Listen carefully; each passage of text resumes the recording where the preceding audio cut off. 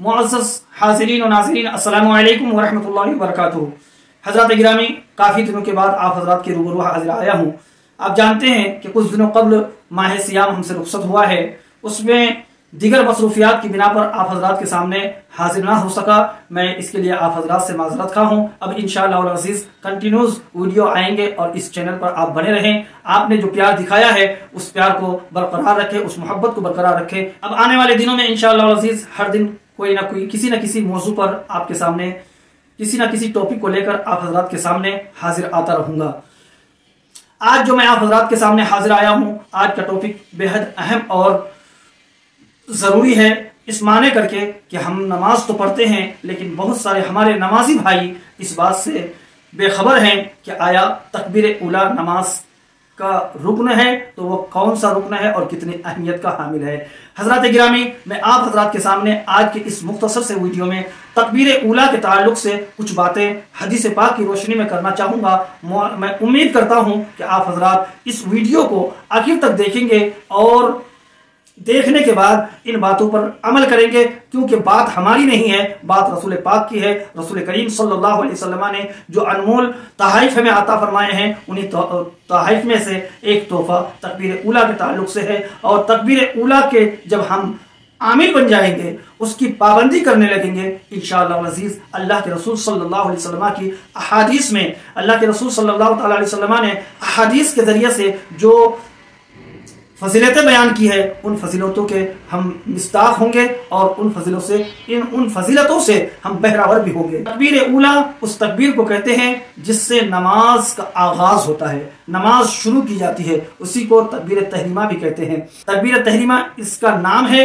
और तकबीर उला कहते किसे हैं। तकबीर उला फौत ना हो पाए, तकबीर उला की पाबंदी के साथ नमाज अदा करना, ये बहुत बड़ी फजीलतों का हामिल है। और हमें और आपको कोशिश ये करनी चाहिए कि हम जब भी नमाज पढ़ें तकबीर उला की पाबंदी के साथ नमाज पढ़ें। तकबीर उला किसे कहते हैं, आइए हम जानते चलें।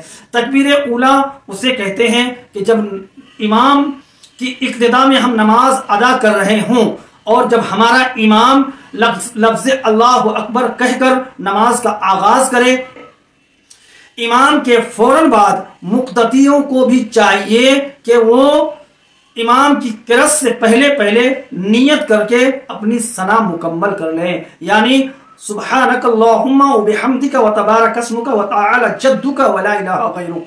इस सना को हम इमाम की किरात शुरू करने से पहले, इमाम के सूरह फातिहा शुरू करने से पहले मुकम्मल कर लें, इसी को तकबीर तहरीमा कहते हैं।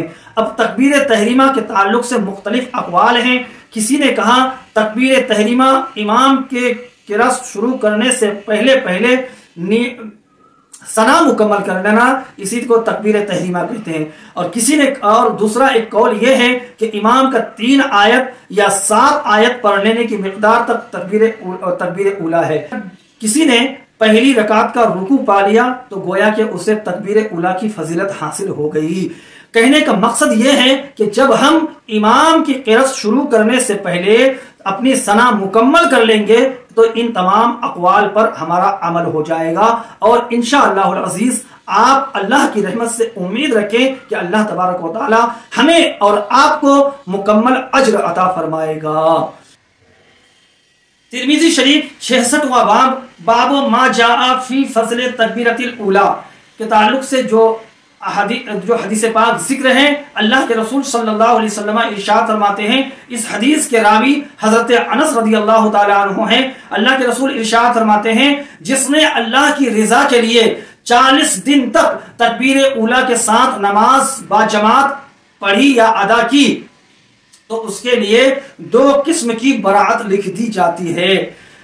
अव्वल जहन्नम से आजादी की बरात और निफाक से बरात, यानी जो शख्स तकबीर उला की पाबंदी के साथ नमाज पढ़ेगा, इस तकबीर उला की पाबंदी की फजीलत पर अल्लाह तबारक व तआला उसे जहन्नम से आज़ादी भी अता फरमा देगा और उसे सिफत मुनाफिकत से भी दूर रखेगा।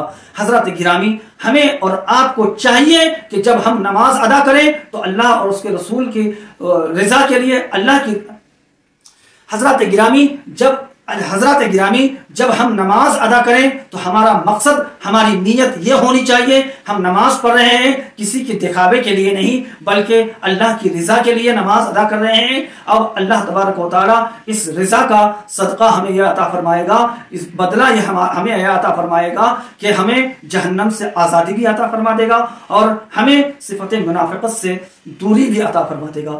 انشاءاللہ الرحمن آپ کے سامنے ہر روز کسی نہ کسی ٹاپک کے ذریعے میں آپ کے سامنے حاضر آتا رہوں گا۔ آپ حضرات چینل سے جڑے رہیں، جو پیار دکھا رہے تھے پہلے اسی کو برقرار رکھیں، اسی محبت کو برقرار رکھیں، چینل کو سبسکرائب کر لیں، فیس بک پر دیکھ رہے ہیں تو پیج کو فالو کر لیں۔ السلام علیکم ورحمۃ اللہ وبرکاتہ۔